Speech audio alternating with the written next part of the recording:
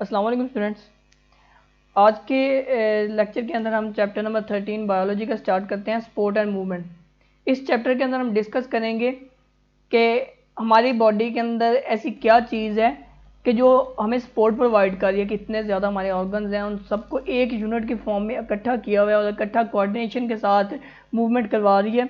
तो वो क्या चीज़ है। और दूसरा हम इसके अंदर देखेंगे कि हमारी बॉडी के अंदर मूवमेंट किस तरीके से होती है। तो हम स्टार्ट करते हैं। तो हमने ऑर्गेनिज्म को बेसिकली दो कैटेगरीज में डिवाइड किया हुआ है, एक होते हैं लोअर, एक होते हैं हायर। जितना हम लोअर ऑर्गेनिज्म की तरफ नीचे को बैक्टीरियाज की तरफ को चलते जाते हैं, वहाँ पे क्या होता है कि कॉम्प्लेक्सिटी कम होती जाती है और उस कम कॉम्प्लेक्सिटी की वजह से उनको सपोर्ट की भी इतनी ज़्यादा ज़रूरत नहीं पड़ती। और जितना हम हायर ऑर्गेनिज्म की तरफ बैक्टीरिया से ह्यूमंस की तरफ को आते जाते हैं, ये insects, fishes, bird, mammals, reptiles से ऊपर से होते हुए हम ह्यूमंस की तरफ आते हैं, तो कॉम्प्लेक्सिटी बढ़ती जा रही है, बॉडी का मैस इंक्रीज करता जा रहा है। तो इतने बड़े बॉडी मैस को एक यूनिट के फॉर्म में रखना जो है ना, ये इस स्पोर्ट के अंदर है। तो इसके अलावा दूसरी बात क्या होती है कि जो से हमारे लैंड के ऑर्गेनिजम्स हैं, उनको सपोर्ट की ज़्यादा ज़रूरत पड़ती है बनिस्बत ये वाटर के एनिमल्स के, क्योंकि वाटर खुद एक ऐसा मीडियम है जो कि सपोर्ट प्रोवाइड कर रहा है। तो जैसे लैंड वाले ऑर्गेनिजम्स हैं, उनको एक्सटर्नल सपोर्ट मिलती नहीं है, तो उस एक्सटर्नल सपोर्ट को जो है ना कंपनसेट करने के लिए हमारी बॉडी क्या करती है, वो इंटरनली अपनी सपोर्ट प्रोवाइड कर देती है, ताकि इस तरह के एनवायरनमेंट के अंदर हम सर्वाइव कर पाएँ। तो उसके बाद जो सी एनिमल्स हैं, उनकी यही मेन एक करेक्टरिस्टिक है जो इनको प्लांट से डिफरेंट करती है, या इसके अलावा और भी हैं कि उनके अंदर मूवमेंट और लोकोमोशन होती है, कि ये मूवमेंट कर सकते हैं और लोकोमोट कर सकते हैं। मूवमेंट एक जनरल टर्म है जिसका मतलब होता है कि एक जो है ना किसी एक बॉडी पार्ट की पोजीशन चेंज करना या उसकी प्लेस को चेंज कर देना। फॉर एग्जाम्पल मैं अपने हाथ को मूव करवा रहा हूँ, तो ये हाथ की मूवमेंट क्या हो जाएगी, ये इसको हम मूवमेंट कहेंगे। या अगर मैं अपने हेड जो है मूव करवा रहा हूँ, तो ये मूवमेंट आएगी। इसको हमने दो तरह के डिवाइड किया हुआ है, एक बॉडी पार्ट्स की मूवमेंट और दूसरी लोकोमोशन। लोकोमोशन क्या है कि लोकोमोशन होती है कि एक एज अ होल पूरा एनिमल एक जगह से दूसरी जगह मूव कर जाए।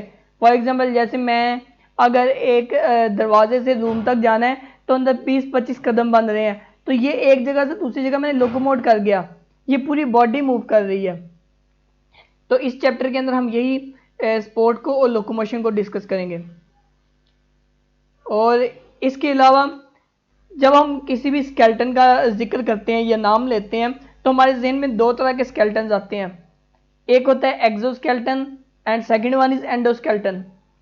एक्सोस्केलेटन का मतलब होता है बैरूनी या बाहर वाला स्केलेटन, कि अगर आप लोअर ऑर्गेनिज्म जैसे कि इंसेक्ट्स हो गए उनको देखते हैं, तो उनकी बॉडी के बाहर एक हार्ड स्केलेटन होता है, क्योंकि उनकी एनवायरनमेंट उस तरह का है कि उनको बाहर से इंजरी का खतरा ज़्यादा होता है, तो वो वहाँ पे एक्सोस्केलेटन उनके अंदर होता है। जैसे कि आर्थ्रोपोड्स हो गए, ये कॉकरोच हो गया, या बाकी इस तरह के ऑर्गेनिजम्स। और हम इंसान जो है, ये बाकी एनिमल्स हैं या वर्टिब्रेट्स हैं, इनके अंदर इंटरनल स्केलेटन होता है। तो हम बात करते हैं ह्यूमन स्केलेटन की। तो ह्यूमन स्केलेटन या स्केलेटल सिस्टम ये क्या है कि ये is defined as a framework of hard articulated structures that provide physical support, attachment for skeleton muscles and protection for the bodies of the animals. कि ये एक फ्रेमवर्क है, एक ढांचा है, हार्ड, सख्त, आर्टिकुलेटेड स्ट्रक्चर्स के एक वाजे स्ट्रक्चर्स हैं जिनको ज्वाइन किया हुआ है मुख्तलिफ जॉइंट्स के साथ। और ये एक फिजिकल सपोर्ट प्रोवाइड कर रहे हैं स्केलेटल मसल्स जो कि मूवमेंट करवा रहे हैं, उनकी अटैचमेंट साइट्स हैं। और दूसरा ये एनिमल्स की बॉडीज़ की प्रोटेक्शन करवा रहे हैं। उसके बाद बाकी वर्टिब्रेट्स की तरह जो हैं, ये हम जो है ह्यूमंस के अंदर भी स्केलेटन बॉडी के अंदर है। वर्टिब्रेट्स के अंदर ये आपके फिशेस, एम्फीबियन, बर्ड जो है रेप्टाइल्स, बर्ड्स एंड मैमल्स, ये सारे वर्टिब्रेट्स के अंदर आते हैं। इन सब के अंदर इंटरनल स्केलेटन है या एंडोस्केलेटन है। तो ये जो है एक लिविंग बॉडी का जो स्केलेटन होता है वो भी लिविंग ही होता है।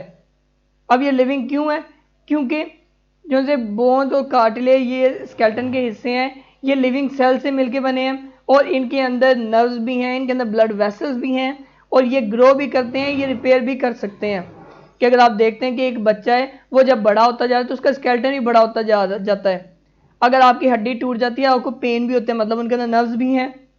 अगर वो हड्डी टूट जाती है, आपका आर्थोपेडिक्स डॉक्टर जोन्स है उस हड्डी को आमने सामने ला के तो आपको प्लास्टर लगा देता है, तो कुछ दिन के बाद वो हड्डी जो है दरमियान से रिपेयर हो जाती है, मतलब कि लिविंग है। तो इसके बाद हम देखते हैं कि इसका क्या रोल है स्केलेटल सिस्टम का, कि जो बिगेस्ट फंक्शन है वो इसका है कि प्रोटेक्शन प्रोवाइड करता है, दूसरा सपोर्ट प्रोवाइड करता है, तीसरा मूवमेंट करवा रहा है। प्रोटेक्शन क्या है कि इंटरनल ऑर्गन हमारे हैं, लंग्स हो गए हमारे, हार्ट हो गया, उनको प्रोटेक्शन कर रहा है, ब्रेन की प्रोटेक्शन करवा रहा है। सपोर्ट प्रोवाइड कर रहा है कि हमने डिस्कस कर लिया कितनी बड़ी बॉडी को सपोर्ट प्रोवाइड कर रहा है। मूवमेंट भी करवा रहा है, ये भी हमने डिस्कस कर लिया। तो जो सा हमारी बॉडी का जो स्केलेटन है बॉडी के अंदर, वो हमारे मस्कुलर सिस्टम के साथ बहुत क्लोजली अटैच है, ज्वाइन किया हुआ है, और उसके साथ बड़ा क्लोजली वर्क कर रहा है कि अगर मैं मूव करवा रहा हूँ अपने बाइसेप्स बाजू के मसल्स को, तो उसके साथ मेरे बाजू का स्केलेटन भी मूव कर रहा है, ठीक है।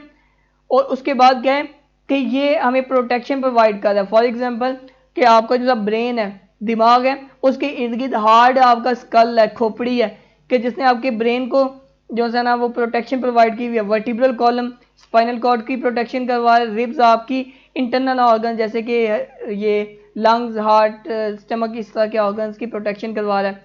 इसके अलावा वर्टिब्रल कॉलम ना सिर्फ स्पाइनल कॉर्ड की प्रोटेक्शन करवा रहा है, बल्कि ये एक मेन सपोर्ट है हमारी बॉडी के मैस का, कि अगर आप ऐसा कोई पर्सन देखते हैं कि जिसकी वर्टिब्रल कॉलम के अंदर कोई फॉल्ट है, कि उसकी डिस्क स्लिप कर गई या कोई और फॉल्ट है, तो वो पर्सन उठ ही नहीं सकता, वो लेटा लेटा वो मूवमेंट ही नहीं हो सकती, क्योंकि ये हमारी लोअर स्केलेटन और अपर स्केलेटन को एक दरमियान में लिंकेज है, ठीक है। तो आज के लेक्चर में इतना ही, बाकी इंशाल्लाह हम नेक्स्ट लेक्चर में बोन का और कार्टिलेज का स्ट्रक्चर डिस्कस करेंगे।